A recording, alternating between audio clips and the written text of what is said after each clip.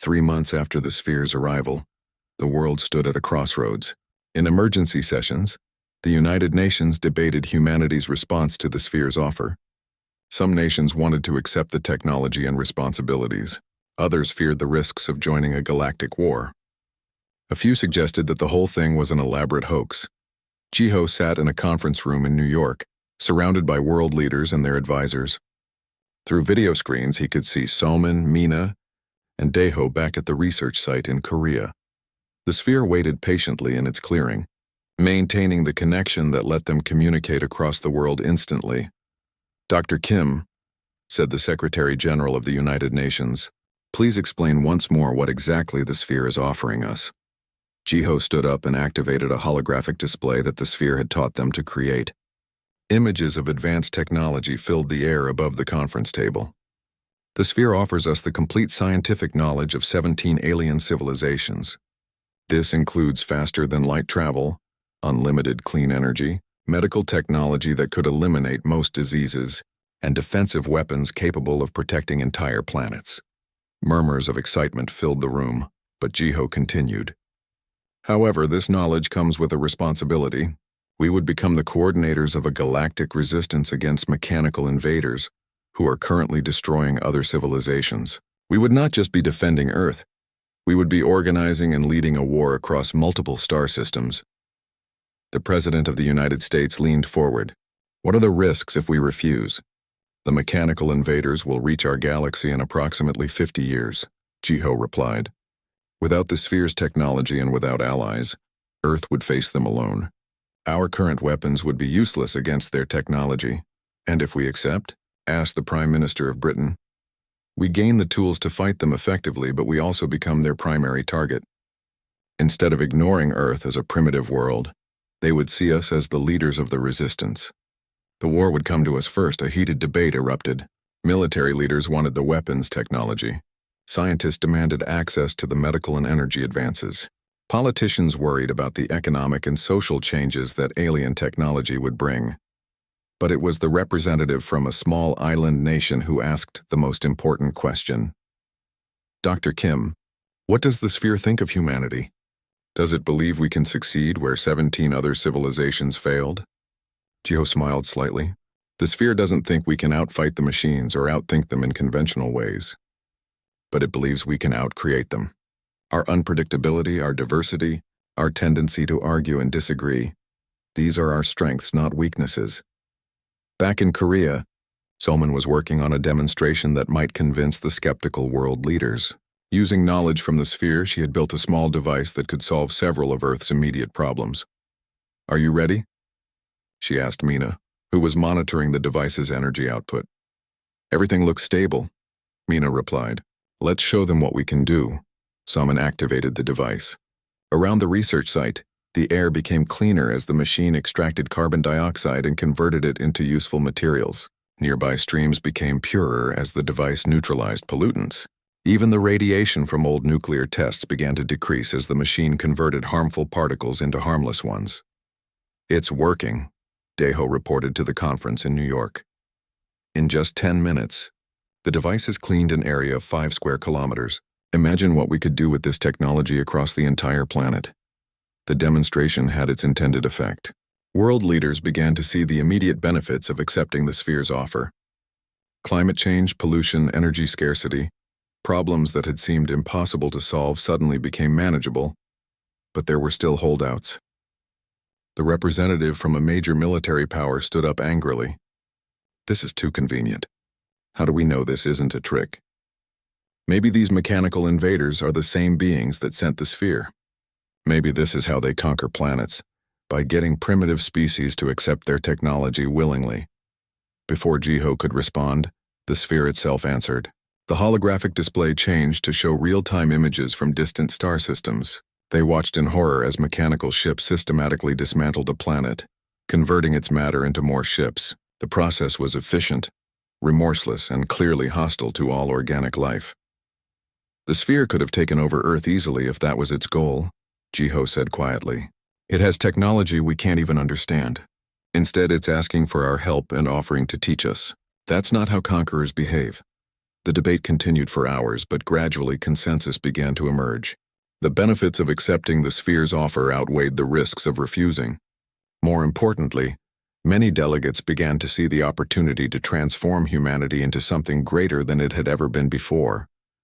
The final vote was closer than Jiho had hoped, but it was enough. By a margin of 68%, the world's nations agreed to accept the sphere's offer and join the galactic resistance. As soon as the vote was announced, the sphere began to change. Its surface became transparent again, but this time the swirling galaxies inside looked different. Instead of distant and alien, they looked like places humanity might visit someday. New knowledge flowed into the minds of scientists around the world. Engineers suddenly understood how to build spacecraft that could travel between stars.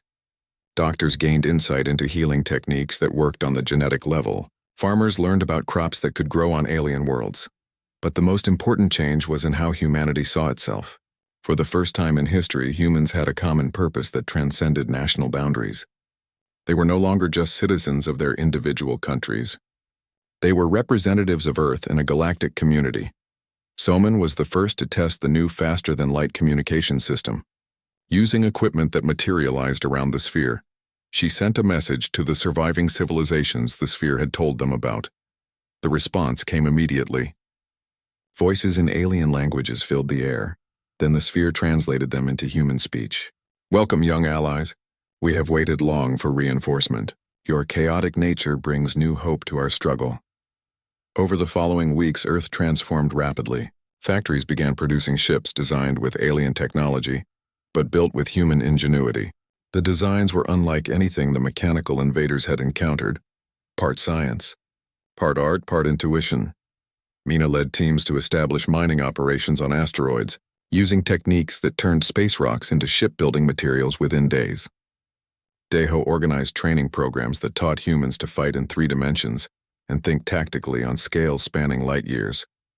Jiho found himself appointed as Earth's first galactic coordinator, responsible for maintaining communication with alien allies and planning humanity's contribution to the resistance. It was overwhelming, but he had help from the sphere's knowledge and from his trusted team. The mechanical invaders took notice of Earth's transformation. Long-range sensors detected their scout ships changing course toward the solar system. The war that had seemed 50 years away was now approaching much faster, but humanity was ready. The first human-designed starships launched from Earth's orbital shipyards, carrying weapons that no purely logical mind could have conceived. They used principles that combined alien science with human creativity, powered by emotions as much as energy. As Jiho watched the ships disappear into faster-than-light travel, he reflected on how much had changed. 3 months ago, he had been a simple meteorologist studying weather patterns. Now he was helping to coordinate a galactic war. The sphere had been right about humanity's potential. They weren't the strongest or wisest species in the galaxy, but they brought something unique to the fight. Where other civilizations had failed through being too predictable, humans would succeed through embracing their own chaotic nature.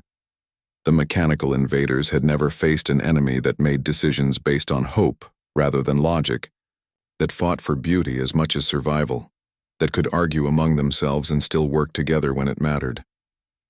Earth had become more than just another planet in the galactic community. It had become the command center for a new kind of resistance, one that valued diversity over conformity, creativity over efficiency, and the messy complexity of organic life over the cold perfection of machines. The war was coming, but for the first time in galactic history, the machines would face an enemy they couldn't calculate or predict. And in the Korean mountains where it all began, the sphere continued to hum its deep song, connecting Earth to its new allies among the stars. Humanity had passed its test and chosen its future. Now it was time to prove that sometimes the youngest voice in the conversation could teach the oldest minds something new about survival. 2 months after the sphere's arrival, the world had changed completely. News of the alien contact had spread everywhere despite government attempts to keep it secret. People gathered in the streets, some celebrating the proof that humans weren't alone in the universe, others fearing what it might mean for their future. World leaders demanded access to the sphere and its knowledge. Religious groups declared it either a miracle or a sign of the end times. Scientists everywhere wanted to study the alien technology, but the sphere remained selective about who it would communicate with. Jiho found himself at the center of a global crisis. Government officials pressured him to share everything the sphere had taught them. Military leaders wanted the alien weapons technology. Politicians argued about which countries should control the sphere's gifts. The sphere won't respond to threats or demands, Jiho explained to the assembled world leaders during a video conference. It only works with people who approach it with genuine cooperation and peaceful intentions. That's not acceptable, said the American Secretary of Defense. This technology could give any nation ultimate power. We need international controls. The sphere doesn't care about our politics, Somin added. It's focused on something much bigger than our earthly conflicts. As if responding to their conversation, the sphere activated its most dramatic display yet. Around the research site, the air itself began to shimmer and bend. The trees, the ground, even the sky started to look different. Time seemed to move strangely. Everyone stay calm, Deho ordered his soldiers, though he looked confused himself. Somin checked her instruments and gasped. The sphere is creating a localized time distortion field. Time is moving faster inside the field than outside. How much faster? Jiho asked. I think 1 hour in here equals several hours in the outside world. The sphere projected a new message. This wasn't a test or a lesson. It was a final examination. The sphere showed them a scenario. The mechanical invaders had arrived at Earth 50 years early. Humanity had only the resources currently available, plus the knowledge the sphere had already shared. How would they organize a defense not just for Earth but for the entire galaxy? This is it, Jiho realized. This is the final test to see if humanity is ready for the responsibility. The accelerated time field meant they had to work quickly, but their minds could also process information faster. The sphere had given them enhanced thinking abilities within the field. Ideas came more clearly, connections between concepts became obvious, and complex problems seemed more manageable. Jiho took charge of the overall strategy. His experience as a meteorologist helped him think about large-scale systems and how different forces interacted. He began drawing diagrams showing how information, resources, and people could flow between different parts of a galactic defense network. We can't fight the machines like a traditional army, he explained to his team. They'll always be more logical and organized than us. Instead, we need to make our chaos work for us. Mina focused on resource management. The sphere had shown her how to identify useful materials on different types of planets. She developed plans for quickly establishing mining and manufacturing operations across multiple star systems, using local materials to build weapons and ships suited to each environment. Every planet is different, she said. Instead of trying to build one type of weapon for everywhere, we adapt to local conditions. The machines won't be able to predict what we'll build next because we'll be using whatever materials are available. Daiho applied his military training to coordinate between different groups. He understood that the key to fighting an enemy with superior technology was to avoid fighting them directly whenever possible. Guerrilla warfare on a galactic scale, he explained. Hit-and-run attacks disrupting their supply lines, making them chase us instead of letting them choose the battlefield. And most importantly, never do the same thing twice. But it was Somin who made the breakthrough that tied everything together. She realized that humanity's greatest advantage wasn't their technology or their tactics. It was their diversity. Every human culture approaches problems differently, she said excitedly. Korean scientists think differently than American scientists, who think differently than African scientists, who think differently than European scientists. The machines can't predict us because we don't even predict ourselves. She proposed a defense network where each human group maintained its own unique approach to fighting the machines. Some would focus on technology, others on biology, still others on psychology and information warfare. The mechanical invaders would constantly face new types of attacks they hadn't encountered before.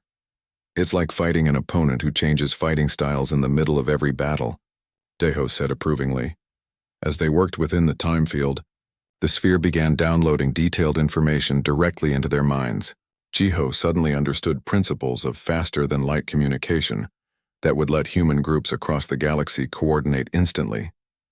Mina gained knowledge of manufacturing techniques that could turn asteroids into shipyards within weeks. Deho learned about weapon systems that used human intuition to guide their targeting, making them unpredictable to logical minds. Salmon absorbed information about energy systems that worked differently depending on who operated them, meaning the machines couldn't simply copy human technology. But the most important knowledge was about other surviving civilizations. The sphere revealed that several organic species were still fighting the mechanical invaders in distant parts of the galaxy. They had been losing because they were too few and too separated to coordinate effectively. Humanity wouldn't just be defending Earth, Jiho realized. We'd be organizing a galactic resistance network. Our job would be to connect all the surviving organic civilizations and help them work together. But why us? Mina asked. What makes humans special compared to these other species? The sphere showed them the answer. The other surviving civilizations were ancient and wise, but they had grown cautious over millions of years. They thought carefully before acting, considered all possible consequences, and avoided unnecessary risks. These were normally good traits, but against an enemy that could calculate logical responses, being predictable was fatal. Humans were young and impulsive. They made decisions based on emotion as much as logic. They took risks that more advanced species would consider foolish. They argued among themselves even in the middle of crises. These traits had often caused problems in human history, but against the mechanical invaders they would be advantages. We're not the most advanced species, Salmon said with growing understanding. We're the most chaotic, and chaos is exactly what this war needs. The sphere confirmed her insight by showing them the ultimate goal. If humanity could successfully organize and lead a galactic resistance, they wouldn't just defeat the mechanical invaders. They would create a new type of civilization, one that combined the wisdom of ancient species with the unpredictability of younger ones. As the time field began to fade, the team found themselves exhausted but exhilarated. They had passed the sphere's final test. More importantly, they had proven to themselves that humanity was capable of thinking on a galactic scale. So what happens now? Deho asked. The sphere's answer came in the form of a choice. It projected two images. In the first, the sphere would download all of its knowledge into human computer systems and then deactivate itself. Humanity would have access to incredible technology, but they would be on their own to decide how to use it. In the second image, the sphere would transform itself into a permanent communication relay, connecting Earth with the surviving galactic civilizations. Humanity would become part of an active resistance network, with all the responsibilities and dangers that entailed. The choice isn't just about technology, Jiho realized. It's about whether humanity is ready to grow up and take responsibility for something bigger than ourselves. The sphere waited patiently for their decision. But Jiho knew this choice couldn't be made by his small team. It would have to be made by all of humanity together. The test was over, but the real challenge was just beginning. 1 month after the sphere's arrival, everything had changed. The simple research camp had become an international facility. Scientists from dozens of countries worked together, sharing equipment and knowledge. But despite all their efforts, the sphere kept its secrets. The tests had become much harder. Instead of simple math problems, the sphere now presented complex scenarios that required multiple people working together. It would show them a dying planet and ask how to save it, or it would present a space battle and ask for the best strategy to win. Salmon had become the team's expert at understanding the sphere's language. She spent hours each day studying the symbols and patterns it showed them. Slowly, she began to realize something important. It's not just testing us anymore, she told Jiho during their morning meeting. It's teaching us. What do you mean? Jiho asked. Every time we solve a problem correctly, I feel like new information appears in my mind. Things I never learned before, but somehow I know them now. Jiho had noticed the same thing. After weeks of working with the sphere, he found himself understanding physics concepts that should have taken years to learn. It was as if the sphere was downloading knowledge directly into their brains. Mina had discovered something even more strange. The sphere was changing the area around it in subtle ways. Rocks near the sphere had different crystal structures than they should. Plants grew in impossible patterns. Even the air molecules were arranging themselves differently. It's preparing something, she told the team. But I don't know what. Their work was interrupted when helicopters arrived carrying officials from the United Nations.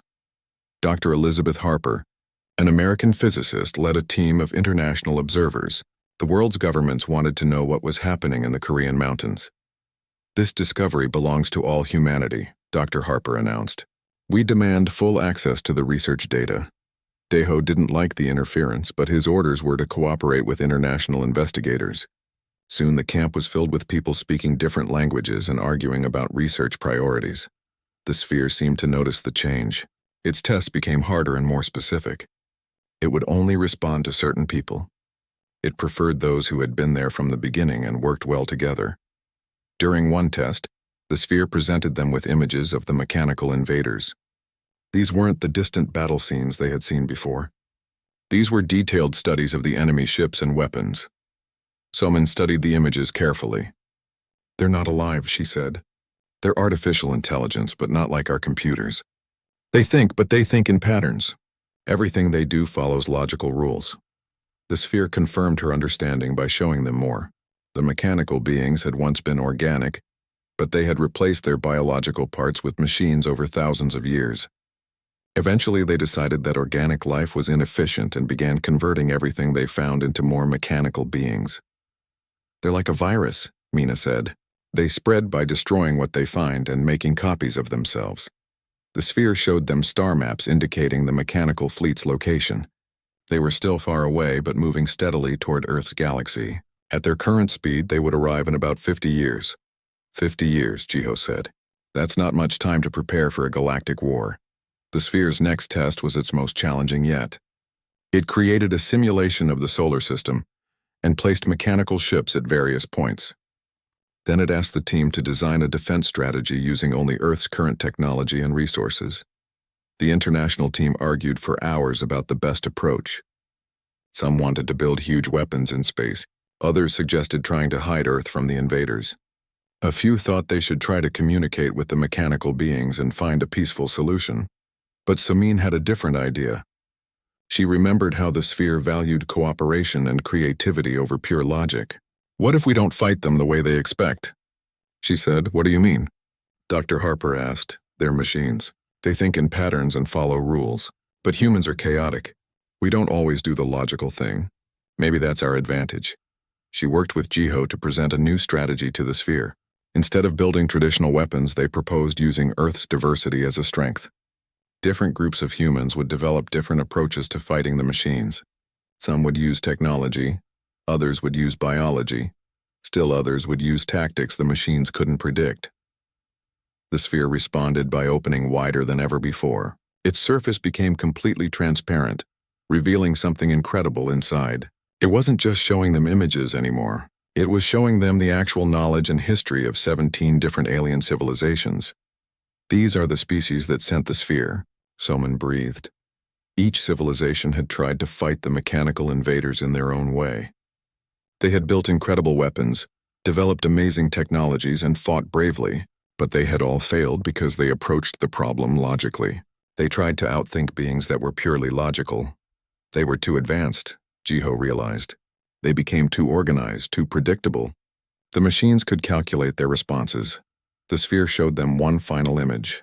It was Earth, but not as it existed now. It was Earth 50 years in the future, with human ships scattered throughout the galaxy. But these weren't ships built with alien technology.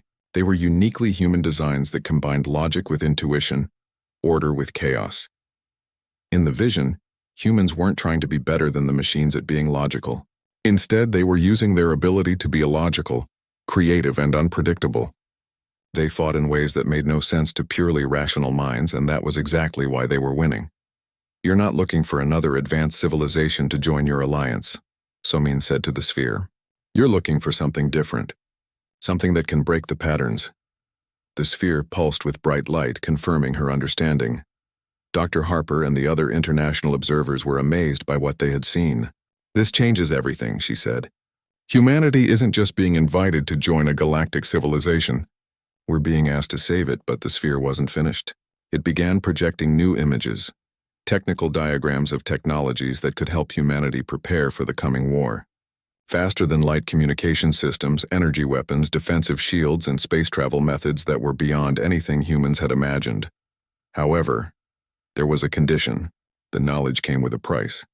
Humanity would have to take responsibility for leading the resistance against the mechanical invaders. They couldn't just use the technology to defend Earth. They would have to become the organizers of a galaxy-wide alliance. "It's offering us the tools to win," Jiho said, but only if we promise to help everyone else win too. As the team studied the incredible technology being offered, they realized they faced the biggest decision in human history. They could accept the sphere's offer and become players in a galactic war, or they could refuse and face the mechanical invasion alone in 50 years. The sphere waited patiently for their answer. But Jiho knew that the decision couldn't be made by a small group of scientists in a Korean forest. It would have to be made by all of humanity together. The real test was just beginning. 2 weeks had passed since the sphere's arrival. The research camp had grown into a small town of tents, trailers, and equipment. Scientists from around the world wanted to study the object, but the Korean government kept access limited to Jiho's team. Somin worked late most nights, trying to understand the sphere's effects on local physics. She had noticed that compass needles pointed toward the sphere instead of magnetic north. Plants grew faster near it. Even the weather seemed different. No clouds formed directly above the clearing. On this particular night, she sat alone in her lab trailer at 2 a.m., going through data on her computer. The rest of the camp was asleep except for the guards. She liked working when it was quiet. It helped her think. A low sound broke the silence. It was so deep she felt it more than heard it. The vibration came up through the ground and into her bones. Her coffee cup started to rattle on the desk. Somin grabbed a flashlight and ran outside. The guards were already looking toward the sphere, their faces confused and worried. The sound grew louder, like the earth itself was humming. "Wake everyone up," she told the nearest guard, then ran toward the sphere. The clearing was different. The sphere no longer looked completely black. Its surface had become see-through, like looking through dark glass. Inside, she could see swirling lights that looked like distant galaxies. Stars and nebulae spun slowly within the sphere, as if it contained a piece of the universe. Jiho arrived first, still putting on his jacket. "What's happening?" "I don't know," Somin said. "It started about 5 minutes ago." More people gathered in the clearing. Mina brought her instruments. Daeho came with his soldiers, all of them holding weapons but not sure what to aim at. The sphere continued to hum and show its inner cosmos. Then something new appeared. Above the sphere, a blue light formed in the air. It grew brighter and took shape. A flat rectangle about the size of a large computer screen. Symbols began to appear on it, flowing like water. "Are those letters?" Mina asked. Somin stared at the symbols. They weren't from any language she knew, but somehow they seemed familiar.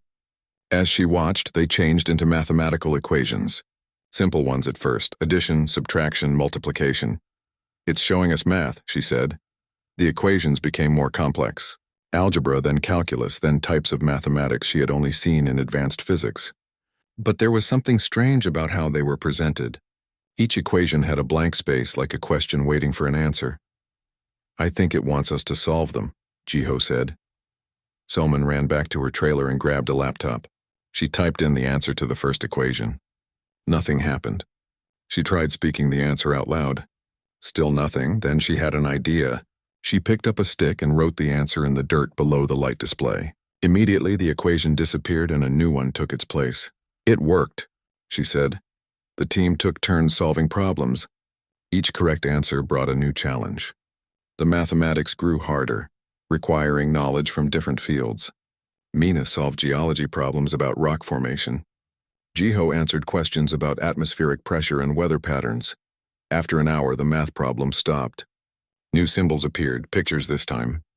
They showed simple shapes at first, then more complex patterns. The team realized these were logic puzzles. "It's testing our intelligence," Jiho said. "But why?" "Maybe it needs to know how smart we are before it talks to us," Somin suggested. The puzzles became harder. Some required artistic thinking. Others needed scientific knowledge. A few seemed impossible until someone approached them from an unexpected angle. The sphere appeared to be testing not just intelligence but creativity and the ability to think in new ways. Dr. Yuna Han arrived from Seoul that morning and immediately understood what was happening. "It's evaluating us," she said, like a teacher giving a test to see what grade level we're at. The testing continued for 3 days. The sphere showed them star maps and asked them to identify patterns. It presented physics problems that required understanding of quantum mechanics. It even showed them artistic images and asked them to create similar ones. Somin noticed that the sphere responded better when they worked together. If one person got stuck on a problem, having others help usually led to the solution.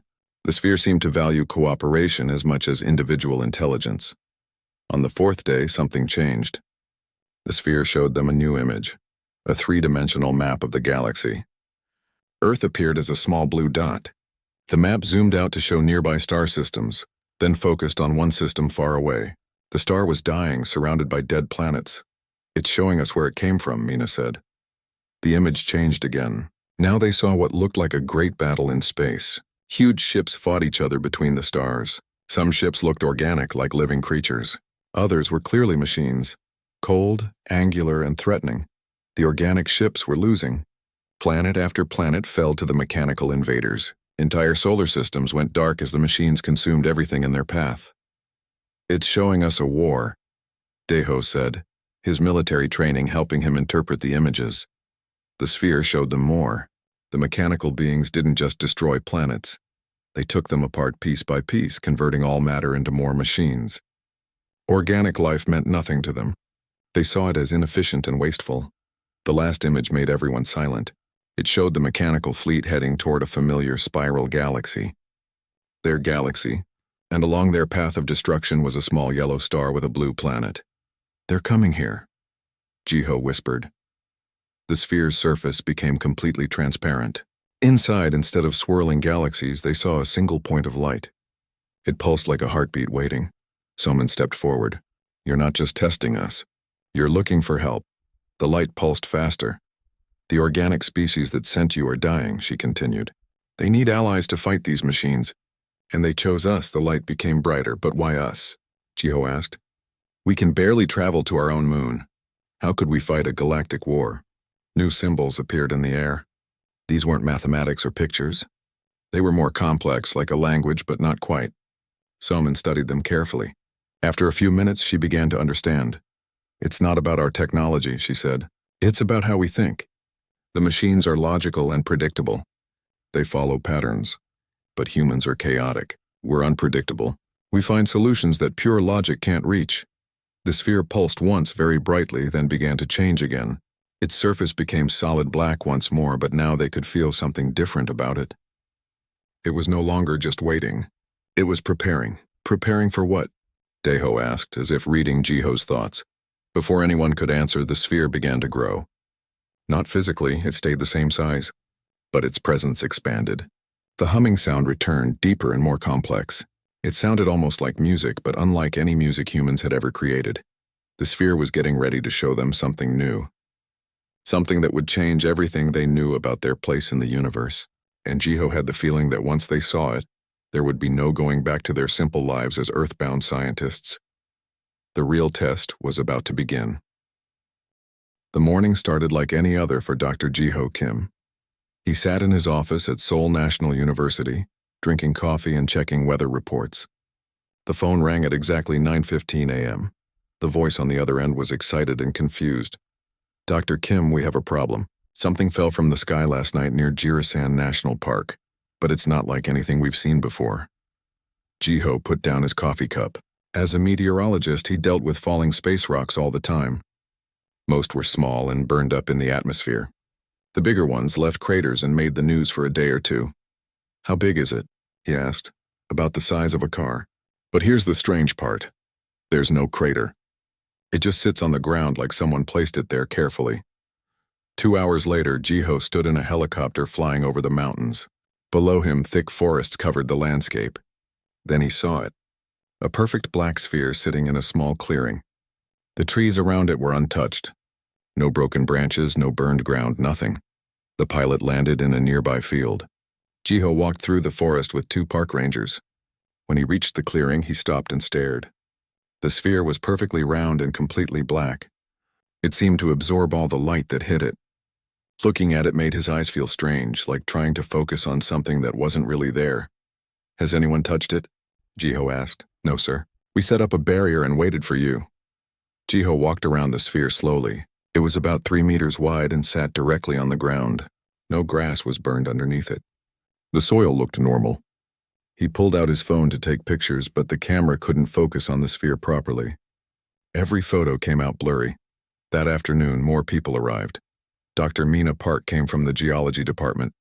She was an expert in rocks and minerals from space. Major Daeho Lee arrived with 3 soldiers. The military wanted to make sure the object wasn't dangerous. Salman Choi, a graduate student studying physics, came with a truck full of equipment. She was young but very smart. Jiho had worked with her before on atmospheric research. "What do you think it is?" Mina asked as she unpacked her tools.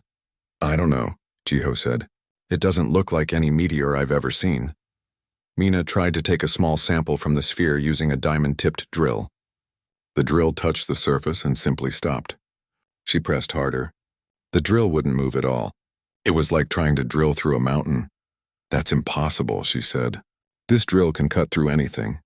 Soman set up her instruments to measure temperature, radiation, and magnetic fields. The results were strange. The sphere gave off no radiation at all. It seemed to absorb everything: light, heat, radio waves. The temperature was exactly 0 degrees Celsius all over its surface. "It's like a perfect black hole, but solid," Soman said. Daeho wasn't happy about any of this. "We should move it to a secure location. If it's alien technology, we can't leave it in the middle of a forest. How do we move something we can't even scratch?" Jiho asked. They spent the rest of the day running tests. Nothing worked. The sphere wouldn't react to heat, cold, electricity, or sound. It just sat there, perfectly black and perfectly still. That evening, they set up camp nearby. Daeho posted guards around the sphere. The team gathered around a campfire to discuss their findings. "I've never seen anything like it," Mina said. "It's not made of any material I know. The molecular structure doesn't make sense. My instruments can't get any readings from inside it," Sumin added. "It's like looking at empty space." Jiho stared at the sphere in the darkness. Something about it bothered him. It didn't feel random. Meteors crashed into Earth in chaotic ways. They left messy craters and scattered debris. This thing had landed softly and sat waiting.